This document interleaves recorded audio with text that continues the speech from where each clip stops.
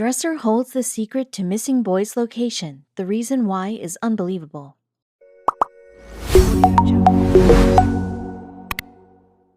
The thought of losing a child is probably one of the scariest thoughts that can cross a parent's mind.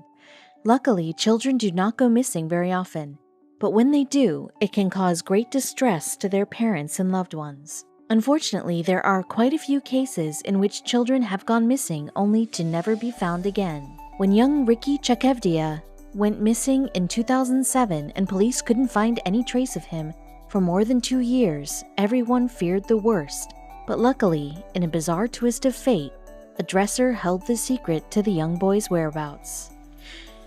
Ricky Chekevdia was a happy and active 4-year-old boy when he went missing in November 2007. The boy's parents were amid a heated custody battle when Ricky and his mother went missing without any warning or trace. Initially, the police did not make too much of their disappearance since they thought that Ricky and Shannon had disappeared after an argument between Shannon and Ricky's father, but that soon proved not to be the case. The local police searched everywhere for Ricky and Shannon, but kept coming up empty-handed. It was as if the two had disappeared from the face of the planet. Ricky's father, Michael Chekevdia, was suspect number 1, and the police, as well as Ricky's grandmother, suspected that he had something to do with the disappearance. Michael, however, protested his innocence and kept searching for his son, despite the odds being stacked against him. Interestingly, Shannon and Ricky disappeared right after the court had awarded full custody of Ricky to his father, Michael. Police quickly began suspecting that Shannon had fled with Ricky to prevent his father from exercising his custody rights. A warrant for Shannon Wilfong's arrest was issued, but police were still unable to find the boy or his mother. Police eventually questioned Ricky's grandmother, Diane Dobbs, and she immediately suggested that Michael was abusive and that Shannon may have fled to prevent Ricky from having to grow up in an abusive environment. Diane tried so hard to paint a picture-perfect image of her daughter that it made the police suspicious of her motives. Was this simply a grandmother who was genuinely concerned about her family, or was she simply trying to shift suspicion away from her daughter? Diane went so far as to launch a full-on smear campaign against Michael and even handed out flyers that bad-mouthed Michael at his church.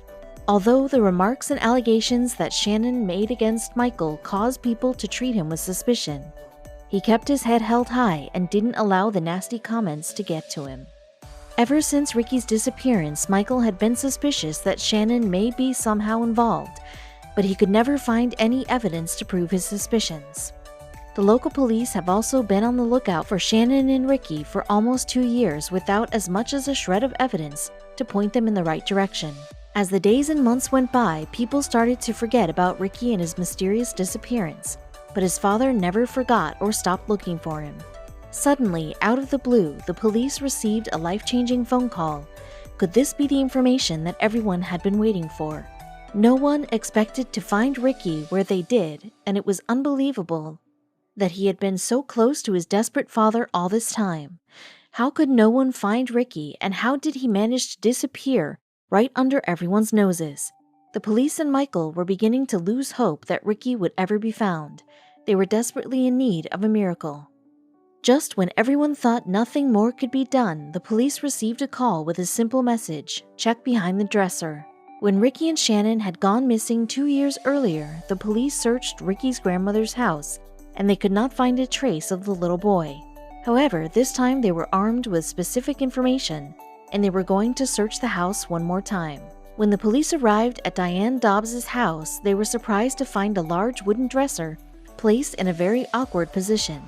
Just as the caller had said, no one in the police force was prepared for what they would discover when they moved the dresser aside. Could this be the moment that everyone had been waiting for? No one could believe what was behind the dresser. The massive wooden dresser was hiding an entrance to a secret room, and lo and behold, inside the small room they found Shannon and Ricky. The two were hiding in the corner of the washing machine-sized room that was certainly not in livable conditions. It seemed like Ricky and Shannon had been living in the tiny space for the 2 years that they had been missing, and because they were so well hidden, no one caught a glimpse of Ricky during all that time. In fact, the space in which Ricky was living is so small that it couldn't be called a room, but should rather be referred to as a crawl space between two walls.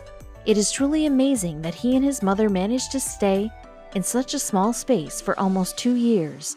How was it possible that the two were never seen or heard? Ricky was forced to stay indoors during the day and wasn't even allowed to look at the outside world through the house's windows. Instead, the blinds were always kept drawn, and Ricky was completely isolated from the outside world. By doing this, Diane and Shannon could manage to keep Ricky hidden from prying eyes that might give away his location. When Ricky saw daylight, fresh air, and green grass after being locked away in a small room for so long, he ran and played like a boy who had never before seen the outdoors. This was a heartbreaking moment for the police officers, and no one could understand how a mother could keep her child locked away for such a long time, no matter what her reasons may have been. Soon after, both Diane and Shannon were charged and arrested. Even as the two were carted off to court, Diane maintained their innocence and said that they were only acting in Ricky's best interests and protecting him from his father. After being released on bail, Diane appeared on a talk show where she insisted that Ricky had only spent a total of 5 minutes in the small room. Unfortunately for Diane, nobody believed in what she had to say anymore, and she was rearrested shortly after appearing on the show. After Ricky was found, he was placed into the custody of social services to keep him safe while they made sure that it was indeed safe for him to return home.